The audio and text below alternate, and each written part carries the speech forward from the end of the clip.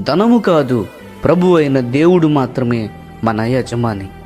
మనము ఈ లోకములో జీవించినంత కాలము ప్రతిదినము ధనముతో వ్యవహరించవలసిన అవసరము ఉన్నది.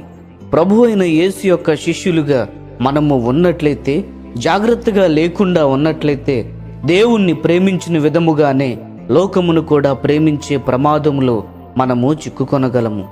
ప్రభువు యొక్క శిష్యులుగా ఉండు ఆధిక్యతను ధనము మన నుంచి ఎంతో తేలికగా తీసుకుని పోవును.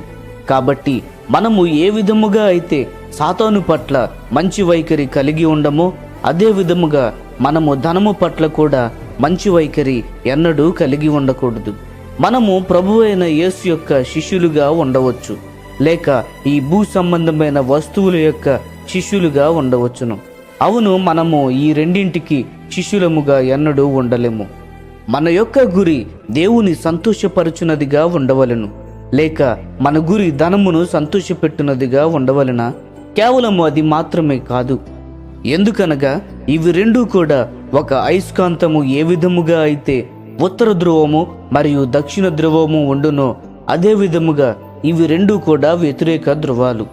మనము నిజముగా దేవునిచే ప్రభావితము చెందినట్లయితే మనము ధనమునకు దూరముగా ఉండేదము. మనము దేవునిని సంపూర్ణముగా ప్రేమించవలనని కోరుకుంటున్నట్లయితే మనము తప్పనిసరిగా ఈ లోక వస్తువులను సంపూర్ణముగా ద్వేషించవలను. యేసు చెప్పిన ఈ సత్యమును నీవు నిజముగా అంగీకరించవచ్చు, లేక యేసు చెప్పినది అబద్ధము అని ఆయనకు దూరముగా ఉండవచ్చు. ధనమును నిర్లక్ష్యము చేయుట అనగా ధనము గురించి మనము శ్రద్ధ కలిగి లేకుండుటయే. ఇది మాత్రమే మనము ధనమును ఉపయోగిస్తాము, అయితే ఎన్నడూ ధనముతో అంటిపెట్టుబడి ఉండము. పరలోకము యొక్క వీధులు బంగారముచే సృష్టించబడెను. ఈ భూమి మీద ఉన్న ప్రజలు ఈ బంగారమును వారి తలలపై ఉంచెదరు.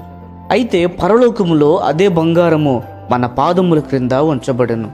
ఎవరైతే ఈ భూమిపై ఉన్నప్పుడు బంగారమును వారి కాళ్ల కింద ఉంచుట నేర్చుకుందరో వారి కొరకు పరలోకము సిద్ధపరచబడినది.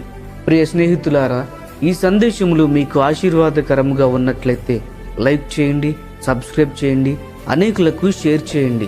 మీ విలువైన అభిప్రాయములను కామెంట్ రూపంలో మాతో పంచుకొనండి.